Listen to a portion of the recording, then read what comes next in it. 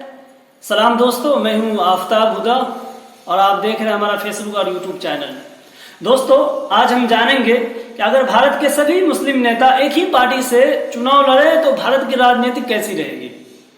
और इसी पे आज हमने रिसर्च किया है और आज पूरे का पूरा वीडियो इसी बात पर होगा। तो आप हमारे साथ बने रहें। और अगर आप हमारे फेसबुक पे नए हैं तो आप हमारे फेसबुक को फॉलो कर लें। और अगर आप हमारे यूट्यूब चैनल से इस वीडियोस को देख रहे हैं तो प्लीज़ आप हमारे यूट्यूब चैनल को सब्सक्राइब कर लें ताकि हमें हर वीडियो आप तक पहुंचाने में आसानी हो। दोस्तों, आइए अब हम चलते हैं अपने एजेंडे की तरफ। अगर भारत की राजनीतिक में जितने भी मुस्लिम नेता हैं वो एक ही पार्टी से इलेक्शन लड़े तो भारत की राजनीति का रुख देखिए किस तरह से मुड़ जाएगा, बदल जाएगी भारत की राजनीति। क्योंकि भारत में जो असल राजनीतिक हो रही है वो मुसलमान पे ही हो रही है और मुसलमान के जितने भी नेता वो अलग अलग धड़ों में बटे हुए हैं।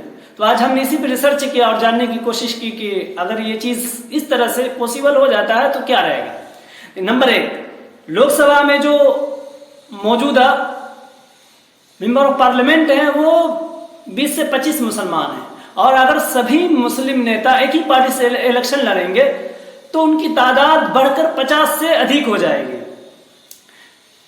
नंबर 2, जो छोटी छोटी पार्टियां हैं मुसलमानों की वो सब एक हो जाएगी।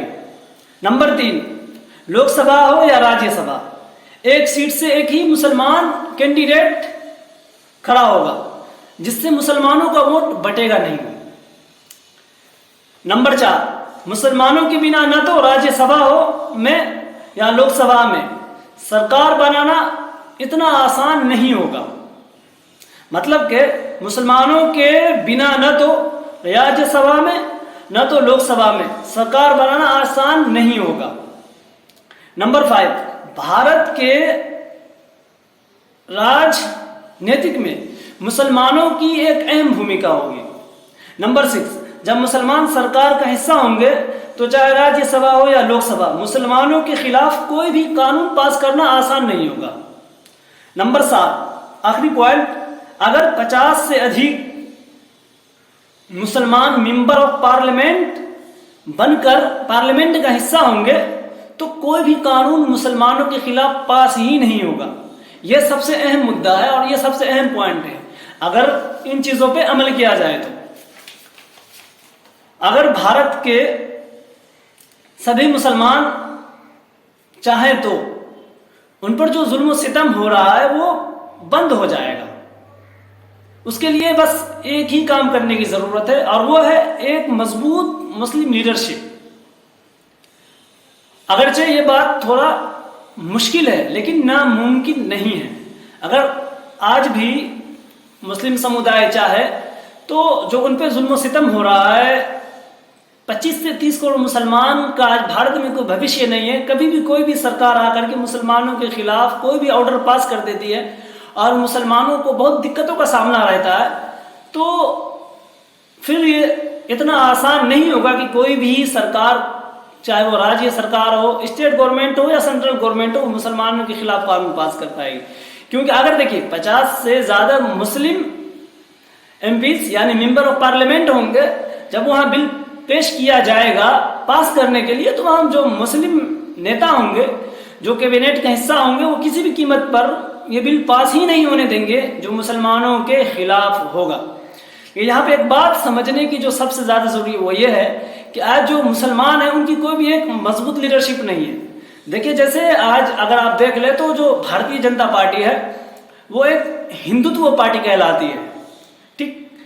उसके अलावा आप अगर राज्यसभा में देख ले, स्टेट में, तो देखिए बिहार के अंदर अगर आप देखें तो समाजवादी पार्टी, जेडीयू और जेडी, दीगर बहुत सारी पार्टियां हैं जो हर जगह अपने अपने, वेस्ट बंगाल, असम, हर जगह अपनी अपनी पार्टियां, और वो उन्होंने मजहब के बुनियाद पर, जात की बुनियाद पर पार्टी बना रखा और वो राज्यों में अपनी क्या करती है, हुकूमत बना करके रखती है जिससे वो कभी कमजोर नहीं होते। और इसी कारण से फिर जो उनके एमएलए होते हैं वो एमपीज में बदल जाते हैं। लेकिन मुसलमान क्या करते हैं कि उन्हीं पार्टियों का हिस्सा बन जाते हैं और टुकड़ों टुकड़ों में बढ़ जाते हैं, जिसके कारण बहुत कम मुस्लिम नेता इलेक्शन में जीत कर, चाहे वो एमएलएज हो या एमपीज हो, बन पाते हैं।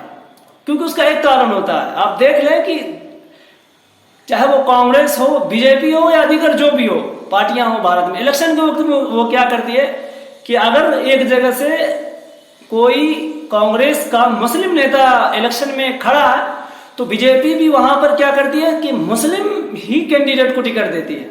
और उसका जो बड़ा नुकसान ये होता है कि दोनों ही मुस्लिम कैंडिडेट हार जाते हैं, और वहां पे जो तीसरी पार्टी होती है जो गैर मुस्लिम होती है वो आसानी से वहां सीट निकालने में कामयाब हो जाती है, क्योंकि मुसलमानों का वोट बढ़ जाता है। अगर तमाम के तमाम मुस्लिम नेता एक ही पार्टी से इलेक्शन लड़ेंगे तो फिर ऐसा बिल्कुल भी नहीं होगा, मुसलमानों का वोट बटेगा नहीं, तो मुसलमान आराम से सीट निकाल पाएंगे।